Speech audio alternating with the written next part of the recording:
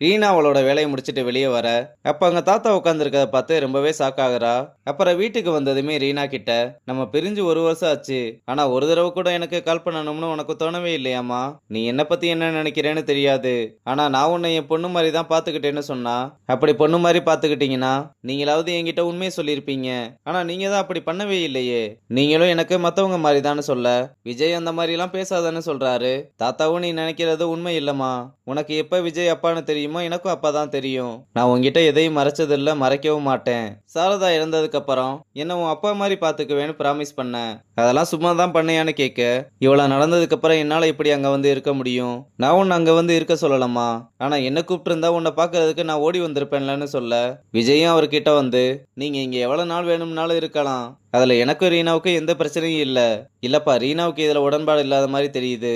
பரவாயில்ல, இருக்கட்டும், நான் கிளம்புறேன்னு சொல்லிட்டு கிளம்ப, ரொம்ப ஓவரா பண்ண வேணாம், உட்காருங்க.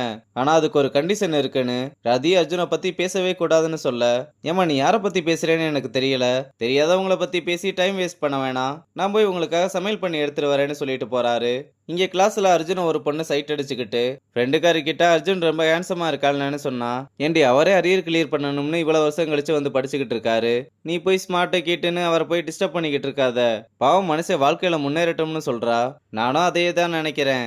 இருந்தாலும் ஸ்மார்ட்டா இருக்கானேன்னு அர்ஜுனை பார்த்து அவனுக்கு ஹாய் சொல்ல, அவன் சுத்தமா அவளை கண்டுக்கவே மாட்டான். அப்புறம் கிளாஸ் முடிஞ்சதுமே அர்ஜுனை கூப்பிட்டு, உனக்கு இங்க எந்த பிரச்சனைனாலும் தாராளமா என்கிட்ட சொல்லலாம், ஏன்னா நான் தான் கிளாஸோட டாப்பர்னு சொல்ல, நான் என் வேலையை பார்த்துக்கிறேன், நீ உன் வேலையை மட்டும் பாருன்னு சொல்லிட்டு கிளம்ப, என் பேரு மதுன்னு சொன்னதும் இப்ப அதுக்கு என்னன்னு கேட்டா, இல்ல 2 பேரும் ஒரே கிளாஸ்ல இருக்கோம், நம்ம 2 பேரும் கிளாஸ்மேட்ன்றதுனால அடிக்கடி மீட் பண்ணுவோம், அதனால என் பேர் கூட தெரியலன்னா நல்லா இருக்காதுல்ல.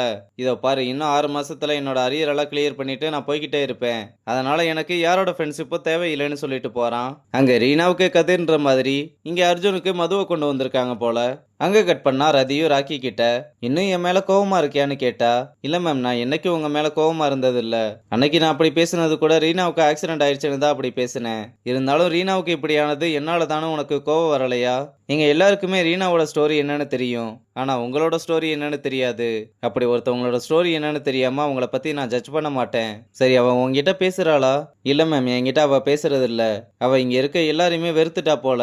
ஆனா கண்டிப்பா ஒரு நாள் கோவம் குறைஞ்சு அவ கண்டிப்பா திரும்பி வருவான்ற நம்பிக்கை எனக்கு இருக்கு. இப்போதைக்கு அவ நல்லா இருக்கான்னு மட்டும் தெரியும், எனக்கு அதுவே போதும்னு சொல்றான். அப்புறம் எமர்ஜென்சி வார்டுல ஒரு பேஷண்ட்டை காப்பாற்ற முடியாம அவர் இறந்து போனதும் இவங்க என்னன்னு வந்து அட்மிட் ஆனாங்கன்னு கேட்டா, பக்கத்து தெருவில் ஒரு பையன் பைக்ல வந்து இடிச்சிட்டானு அட்மிட் ஆனாருன்னு சொன்னதும் ரதியும் ரிப்போர்ட்டை வாங்கி செக் பண்ணி பார்க்க எல்லாமே நார்மலா தான் இருக்கு, அப்புறம் எப்படி இறந்தாருன்னு கேக்குறாங்க. அப்புறம் மானசாவுக்கு இந்த விஷயம்லாம் தெரிஞ்சதும் ரதியை கூப்பிட்டு வச்சு என்னன்னு விசாரிக்க, அவங்க ஹார்ட் அட்டாக்னு வந்து அட்மிட் ஆகல மேம், வைட்டல்ஸ் எல்லாமே நார்மலா இருக்கும்போது திடீர்னு கொலாப்ஸ் ஆனதுக்கு நம்ம என்னமா பண்ண முடியும்னு கேட்க, நீங்க சொன்னதை அப்படியே சொல்லி அவங்க ஃபேமிலியை கன்வின்ஸ் பண்ண முடியுமா? இது உண்மையாவே மெடிக்கல் இஷ்யூ தானா, இல்ல உங்க கேர்லெஸ்னால இப்படி நடந்துச்சான்னு கேக்குறா. ரதியும் நான் கேர்லெஸ் எல்லாம் இல்ல, ஆனா இந்த மாதிரி நடக்கிறது நம்ம கையில இல்லைன்னு சொல்றாங்க. ஆனா ரதிக்குள்ள இருக்க பிரச்சனைனால தான் அவங்க பேஷண்ட்டை சரியா கேர் பண்ண மாட்டாங்கன்னு நினைச்சுக்கிட்டு நீங்க வேணும்னா கொஞ்ச நாள் ரெஸ்ட் எடுத்துருவாங்கன்னு சொல்ல, இதனால ரதி ரொம்பவே கோவமா கிளம்புறாங்க. அப்புறம் ஹாஸ்பிட்டலுக்கு யாரோ ஒரு அம்மா பேக் எல்லாம் தூக்க முடியாம தூக்கிட்டு வர, அப்ப அங்கிட்டு போன ஒரு பையனை கூப்பிட்டு கொஞ்சம் இந்த பேக் எல்லாம் தூக்கிட்டு வரையாப்பான்னு கேட்க, அவனும் சரின்னு தூக்கிட்டு வந்து வைக்கிறான். அவங்களும் களைப்பா வந்து உட்காந்து அவனுக்கு தேங்க்ஸ் சொல்லிட்டு இவங்க தான் உங்க அம்மாவான்னு ரிப்போர்ட்டை வாங்கி பார்த்து டாக்டர் மாதிரி அவங்க கிட்ட கேள்வியெல்லாம் கேட்டு, நான் உங்களுக்கு ஒரு மருந்து எழுதி கொடுக்குறேன்னு சொன்னதும், ஏங்க நீங்க மருந்து எழுதி கொடுக்கறதுக்கா நாங்க ஹாஸ்பிட்டல்ல வந்திருக்கோம்னு கேட்க, அப்போ ஒரு நர்ஸ் வந்து அவங்களுக்கு குட் மார்னிங் சொல்லிட்டு இப்பதான் வந்தீங்களான்னு கேட்க, அவங்களும் இப்பதான் வந்தேன்னு சொல்றாங்க. அப்ப அந்த அம்மாவும் நீங்க டாக்டர் அம்மான்னு கேட்க, இவங்க தான் சீஃப் டாக்டர் சரண்யான்னு சொல்றாங்க. இதை கேட்டதுமே அந்த பையனும் சாரி கேட்கிறான். அவங்களும் பரவாயில்லன்னு மருந்து எப்படி சாப்பிடணும்னு சொல்லிட்டு போறாங்க. அப்புறம் அவங்களோட ரூமுக்கு வந்ததுமே ரதி பேஷண்ட் டெட்டான விஷயத்த சொல்லி ரிப்போர்ட்ஸை கொடுக்க, அவங்களும் அதை பார்த்துட்டு எல்லாமே நார்மலா இருக்கு, எப்படி இது நடந்துச்சுன்னு ஷாக்காகிறாங்க.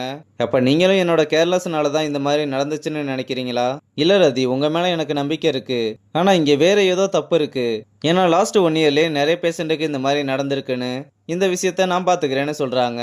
அப்ப இந்த பக்கம் எவனோ ஒருத்தனுக்கு வயித்துல அடிபட்டிருக்குன்னு கூட்டிட்டு வர, இன்டென்டோ அவங்கள செக் பண்ணி பார்த்துட்டு எப்படி ஆச்சுன்னு கேட்டா, ஒரு கல்லு மேல தடுக்கி கீழே விழுந்துட்டான்னு சொல்ல, இதை பார்த்தா புல்லட் இறங்கின மாதிரி இருக்கு, அதனால போலீஸுக்கு இன்ஃபார்ம் பண்ணிட்டு பேஷண்ட்டை ஓட்டிக்கு கூட்டிட்டு வாங்கன்னு சொல்லிட்டு கிளம்ப, அவன் உடனே கன் பாயிண்ட்ல நிக்க வச்சு ஒழுங்கா அவனுக்கு ட்ரீட்மெண்ட் பாரு, இல்ல சுட்டு தள்ளிட்டு போயிட்டே இருப்பேன்னு சொல்றதோட இந்த எபிசோட முடிச்சிருக்காங்க.